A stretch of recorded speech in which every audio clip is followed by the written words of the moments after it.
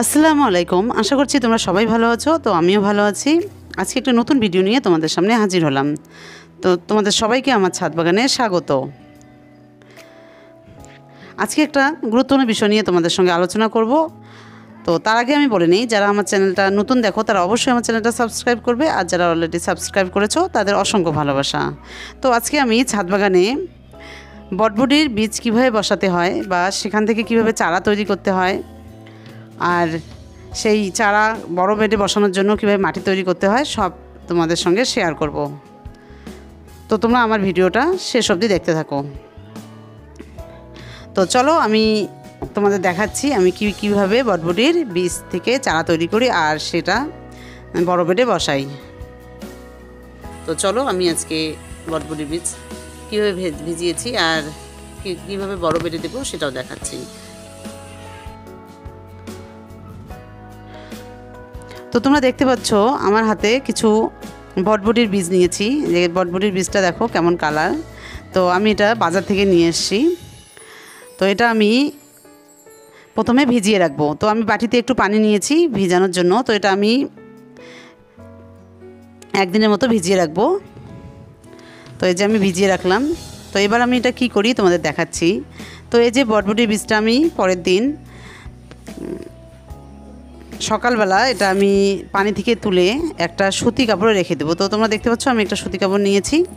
তো এই সুতি কাপড়ে আমি এই বটবটির বীজগুলো রেখে দেবো, কারণ যদি বেশি দিয়ে পানিতে রেখে দেই তাহলে বটবটির বীজটা নষ্ট হবে। তো সেই জন্য আমি এই সুতি কাপড়টাতে তুলে রাখবো, কারণ সুতি কাপড়ে তুলে রাখলে তোমরা দেখবে তাড়াতাড়ি অঙ্কুর বের হয়। তো সুতি কাপড়টা যেন ভেজা থাকে। তো আমি এটা ভিজিয়ে নেব, কারণ বীজগুলো শুকনো রাখা যাবে না। তো একটু ভিজিয়ে রাখতে হবে। তো তার জন্য আমি কাপড়টা শুদ্ধ ভিজিয়ে নিলাম। তো এটা আমি এবার রেখে দিব কয়েক ঘন্টার জন্য। তো তারপর আমি বীজটা বেডে বসাবো।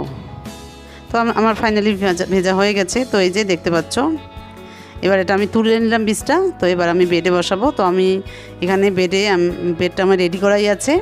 তো এখানে আমি কটা বীজ বসিয়ে দেবো। তো তোমরা আমার যে প্রসেস দেখলে, তো এরকম করেই তোমরা বীজ বসাবে, দেখবে খুব সুন্দর হয় আর খুব তাড়াতাড়ি হয়। আর যদি ডাইরেক্ট বাজার থেকে এনেই বীজটা বসিয়ে দাও তাহলে সেক্ষেত্রে একটু দেরিতে অঙ্কুর বের হয়।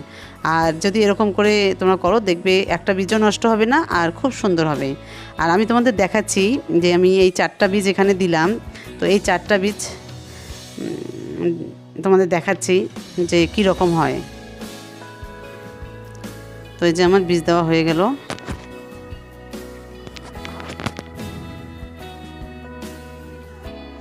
তো একটু আমি হালকা করে ঢেকে দিলাম, আর এখানে আমি পানি দিলাম না, কারণ আমার মাটিটা একটু ভেজা ভেজাই আছে। তো ওই জন্য আর আমি পানি দিলাম না। আর তোমাদের যদি মাটি শুকনো থাকে সেক্ষেত্রে একটু পানি দিয়ে দিবে। তো এবার আমি তোমাদের দেখাবো যে চারাগুলো কেমন হয়েছে।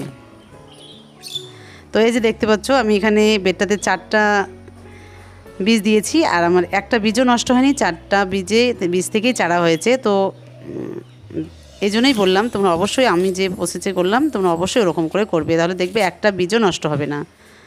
তো এই যে দেখো আমার কত সুন্দর 4টা বীজেই হয়েছে। তো এগুলো যখন আরেকটু বড় হবে তখন আমি এগুলো বড় বেড তৈরি করে দিয়ে দেবো। চারা হয়েছে। তো এই যে এখানে একটা ছোট আছে, এখানে এখনও ছোট আছে। তো এখানে আমি কটা চারা তুলে আমি বড় বেডে বসাবো। তো তোমাদের দেখাচ্ছি আমি কীভাবে বড় বেডটা তৈরি করি সেটাই তোমাদের দেখাচ্ছি। আর দেখতে পাচ্ছ এখানে যে বটবটির চারাগুলো হয়েছে, পাতা অনেক হয়েছে। তো এটা এখন বড় বেডে দেওয়ার মতো উপযুক্ত হয়ে উঠেছে।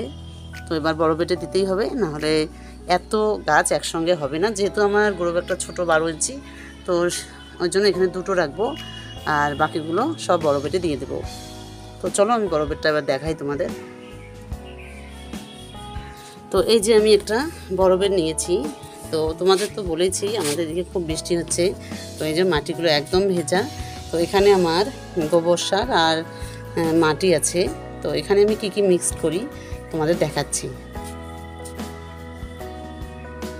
এখানে আমি বড় বেড বানানোর জন্য নিয়েছি গোবর সার আর হলো কোকোপিট। এই যে দেখতে পাচ্ছ, এগুলো হলো গোবর সার আর এখানে আমি নিয়েছি এই যে কোকোপিট।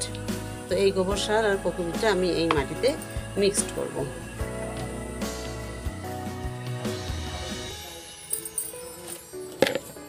তো এই গোবর সার আর কোকোপিটটা আমি এখানে মিক্সড করে নিলাম। আর কি দেই সেটা তোমাদের দেখাচ্ছি।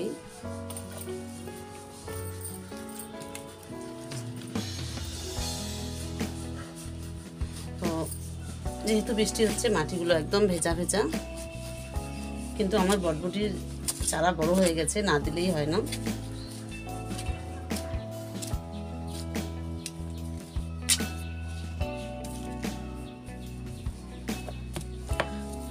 আর এই যে বেডটা দেখতে পাচ্ছ, এখানে আমি আমার যে রান্নাঘরের যে ওয়েস্টগুলো আছে এখানে আমি সব রেখে দেই। তো দেখতে পাচ্ছ কি সুন্দর সার হয়েছে। তো এই জৈব সারটা আমি এই বেডটাতে দিয়ে দেবো। তো তোমরা রান্নাঘরের যে সবজির খোসা টোসা সব একটা জায়গায় রেখে দিবে। তো সেখান থেকে তোমরা সার তৈরি করে অন্য বেডে যখন কিছু চারা বসাবে তোমরা দিয়ে দেবে। তো তোমাদের দেখালাম সারটা, দেখো কত সুন্দর হয়েছে। তো ওখান থেকে কিছু জৈব সার আমি আমার এই বেডটাতে বসে দেব।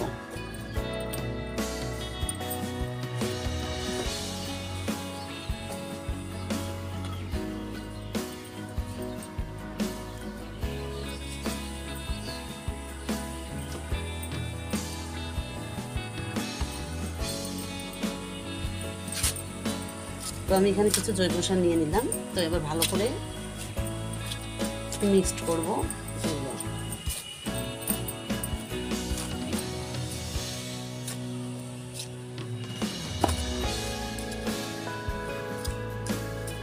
তো এই যে ভালো করে আমার মিক্সড করা হয়ে গেল।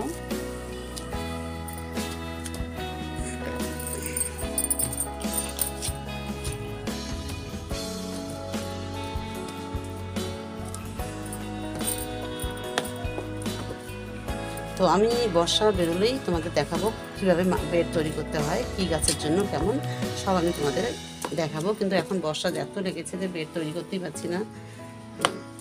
তো যাই হোক, আজকে আমি তোমাদের দেখালাম একটা বেড তৈরি করা। তো এই যে আমার ফাইনালি হয়ে গেল একদম বটবটির বেড তৈরি করা। তো এবার আমি বটবটির গাছগুলো দেবো।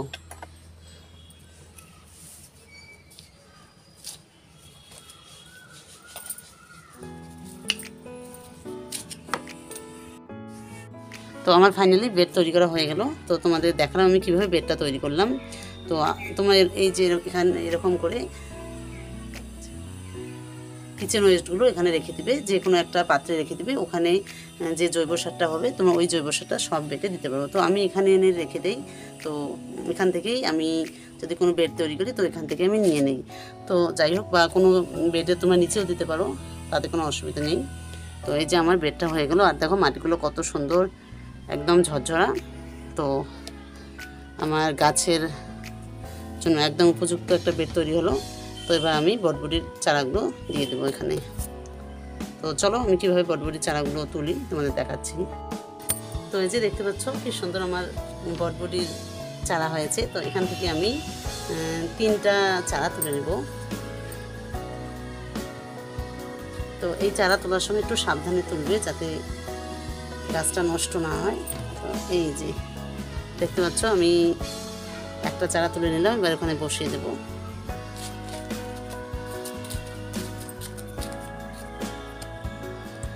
তো সেম প্রসেসে আর 2টো তুলে নেব এখান থেকে।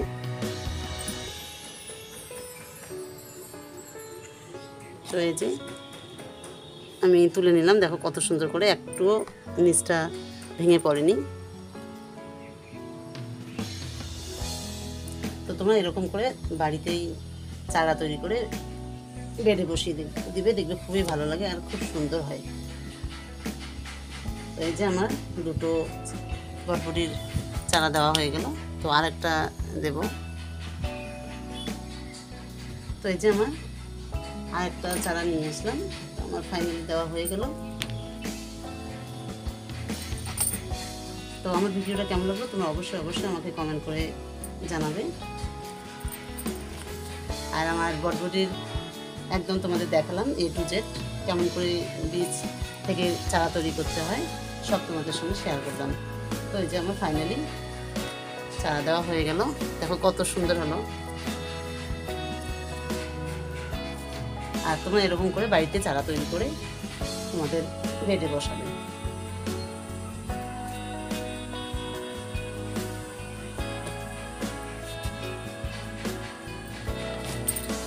যে আমি ফাইনালি বটবটির চারা দিয়ে দিলাম, দেখো কত সুন্দর হয়েছে, ইনশাআল্লাহ ভালো হবে। তো আমি তোমাদের এগুলো আপডেট দেবো কেমন হয়েছে কি হয়নি। তো আমার ভিডিওটা কেমন লাগলো তোমরা অবশ্যই কমেন্ট করে জানাবে। আর দেখো বটবটির চারাগুলো অনেক বড় হয়েছে, তো এখন একদম উপযুক্ত সময় বড় বেডে দেওয়ার, তো আমি দিয়ে দিলাম আর তোমাদের সঙ্গেও শেয়ার করলাম।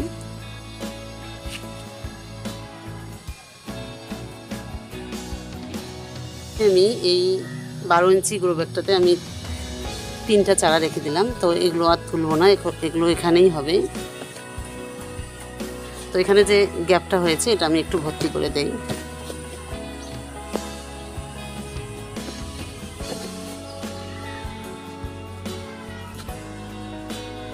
তো তোমরা এরকম করে তোমাদের ছাদ বাগানে চারা বসাবে। তো এই যে হয়ে গেল আমার বটবটির চারা বসানো।